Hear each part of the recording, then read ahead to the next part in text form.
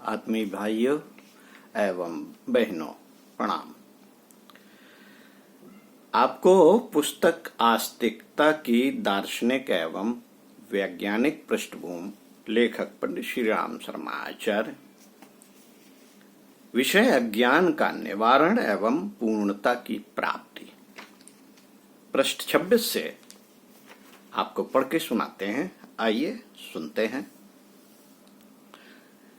किसी की यह धारणा सर्वथा मिथ्या है कि सुख का निवास किन्हीं पदार्थों में है। यदि ऐसा रहा होता तो सारे पदार्थ जिन्हें सुखदायक माना जाता है सबको समान रूप से सुखी और संतुष्ट रखते, अथवा उन पदार्थों के मिल जाने पर मनुष्य सहज ही सुख संपन्न हो जाता। किंतु ऐसा देखा नहीं जाता। संसार में ऐसे लोगों की कमी नहीं है जिन्हें संसार के वे सारे पदार्थ प्रचुर मात्रा में उपलब्ध हैं, जिन्हें सुख का संराधक माना जाता है। किंतु ऐसे संपन्न व्यक्ति भी असंतोष, अशांति, अतृप्ति अथवा शोक संतापों से जलते देखे जाते हैं। उनके उपलब्ध पदार्थ उनका दुख मिटाने में जरा भी सहायक नहीं हो पाते।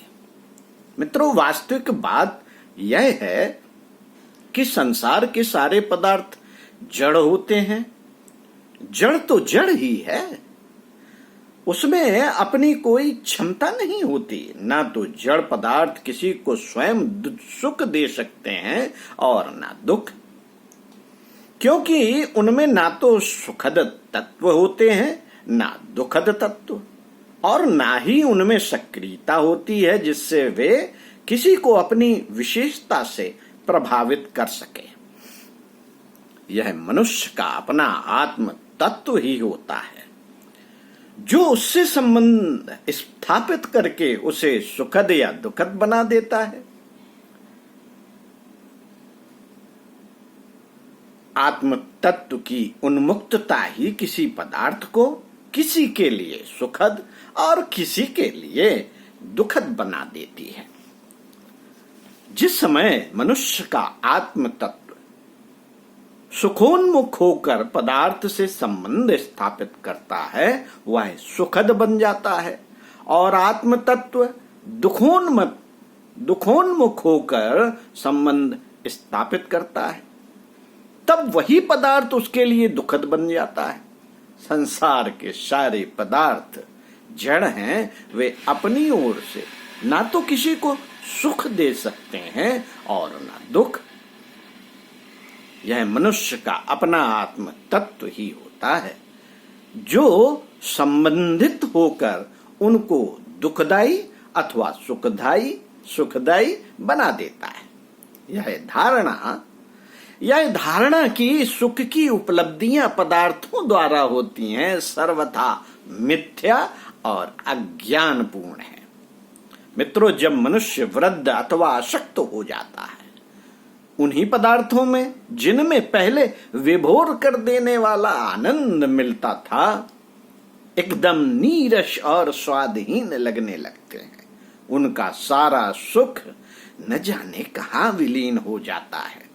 वास्तविक बात यह है कि अशक्तता की दशा अथवा वृद्धावस्था में इंद्रियां निर्बल तथा अनुभवशीलता से शून्य हो जाती हैं।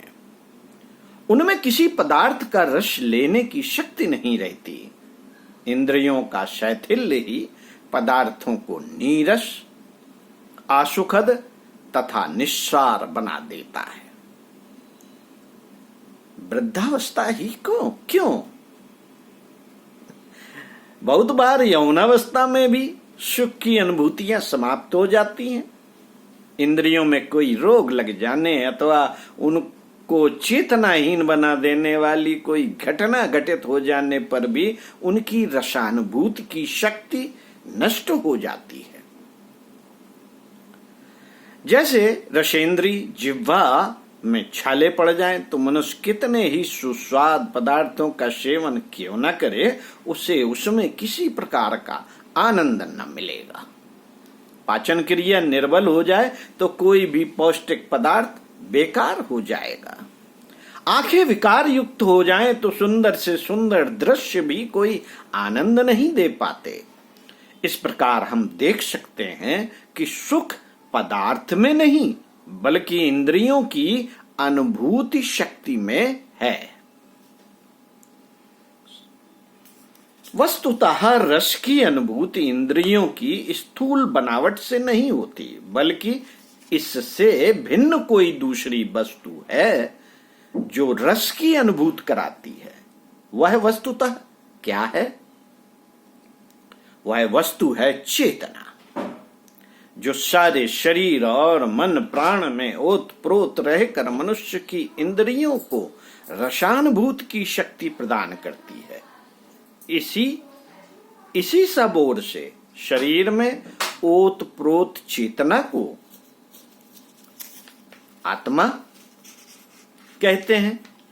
आनंद अथवा सुख का निवास आत्मा में ही है। उसी को शक्ति से उसकी अनुभूति होती है, उसी की शक्ति से उसकी अनुभूति होती है और वही जीव रूप में उसका अनुभव भी करती है। सुख न पदार्थों में है और न किसी अन्य वस्तु में, वह आत्मा में ही जीवात्मा के द्वारा अनुभव किया जाता है।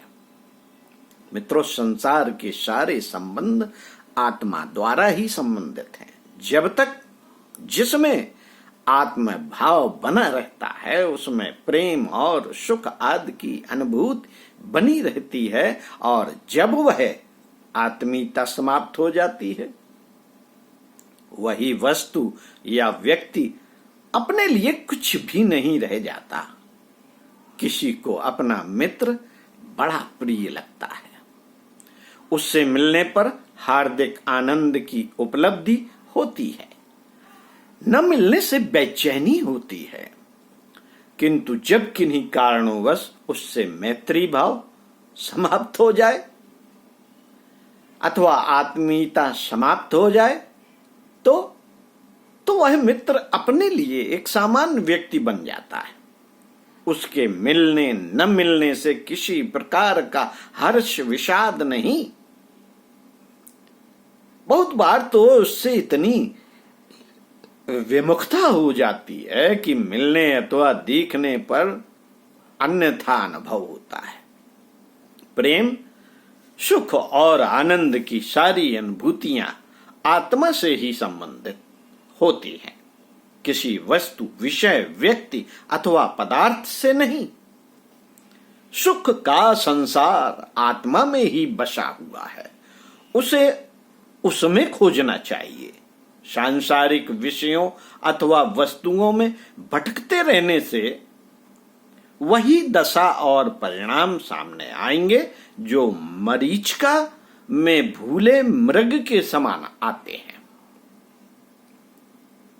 साथियों, मनुष्यों की भिन्न मन स्थिति के कारण एक ही तथ्य के संबंध में परस्पर विरोधी मान्यताएं एवं रुचियां होती हैं। यदि यथार्थता एक ही होती तो सबको एक ही तरह के अनुभव होते। एक व्यक्ति अपराधों में संलग्न होता है, दूसरा परमार्थ परोपकार में। एक को भोग प्रिय है, दूसरे को त्याग। एक को प्रदर्शन में रुचि है, दूसरे को सादगी में।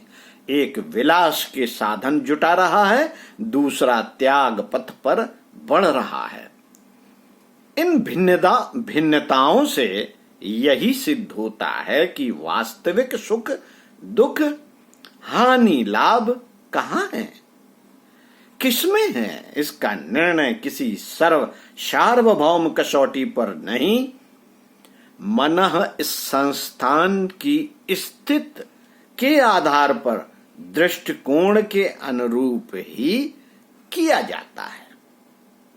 यह सार्वभौम सत्य यदि प्राप्त हो गया होता तो संसार में मतभेदों की कोई गुंजाइश न रहती। मन संस्थान जो अनुभव कराता है उसमें भी इंद्रिय ज्ञान से कम नहीं वरन अधिक ही भ्रांति भरी पड़ी है। सुख और दुख की अनुभूति सापेक्ष है। दूसरों की तुलना करके ही स्थिति के भले बुरे का अनुभव किया जाता है। कोई मध्य स्थिति का व्यक्ति अमीर की तुलना में गरीब है, किंतु महादरिद्र की तुलना में वह भी अमीर है। ज्वर पीड़ित व्यक्ति स्वस्थ मनुष्य की तुलना में दुखी है, पर कैंसर ग्रस्त की तुलना में सुखी। शरीर पीड़ा की कुछ अनुभूतियों को छोड़कर शेष 90% दुख और सुख सापेक्ष होते हैं। उसी स्थिति में एक व्यक्ति अपने को सुखी अनुभव कर सकता है और दूसरा दुखी। इन विभिन्न निष्कर्षों के आधार पर सत्य को पहचानना कठिन है। मित्रों, वस्तु स्थिति को न जानने के कारण ही विविध भांत के दुख संताप उत्पन्न होते हैं। महर्षि वशिष्ठ ने भगवान राम को दुखों का कारण अज्ञान बताते हुए उससे मुक्त होने का उपाय ज्ञान साधना ही बताया है।